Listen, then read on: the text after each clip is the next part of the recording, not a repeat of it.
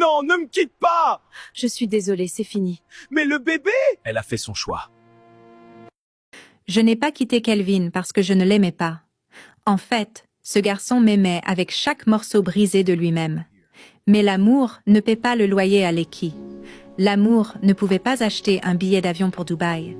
L'amour ne vous achète pas de cheveux naturels ou des sacs de créateurs comme ceux que les filles de Lekki arboraient chaque week-end.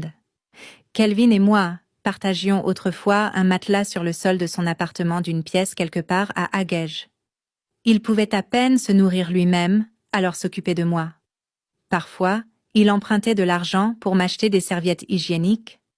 Parfois, il passait toute la journée à travailler le ventre vide, juste pour me donner 3000 pour me coiffer. Mais ce n'était pas suffisant pour moi. Je voulais la soft life. Je voulais être comme toutes les filles branchées de Lagos. Vacances, parfums de luxe, gastronomie, le style de vie des influenceuses. Des mots qui ne nourrissent pas. Kelvin continuait à me couvrir de mots doux, de longs SMS, de poèmes, de messages vocaux disant que j'étais son monde. Mais les mots d'affection ne pouvaient pas payer les factures d'électricité. Bébé, je vais y arriver un jour. Bébé, reste avec moi.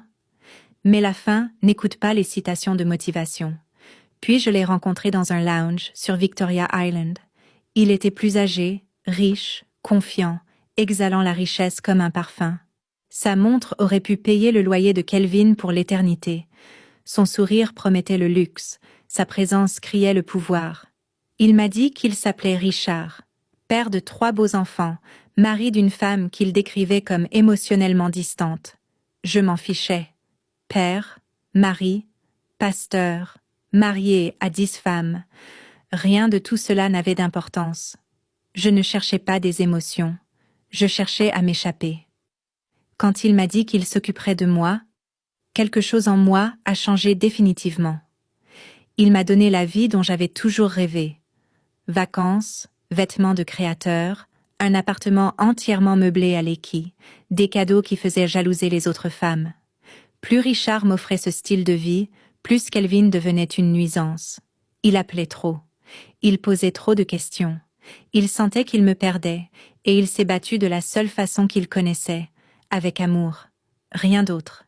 Il tenait trop à moi, et ses appels constants ont rendu Richard suspect. Richard m'a mise en garde.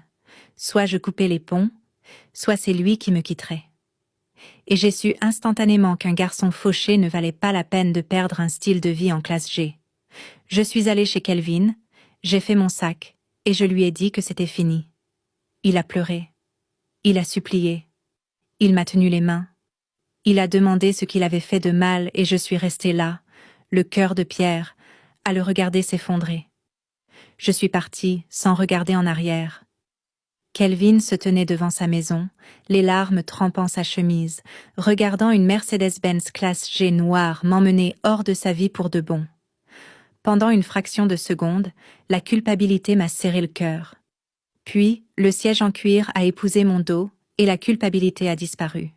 Je me suis dit que j'étais trop belle pour nager dans la pauvreté.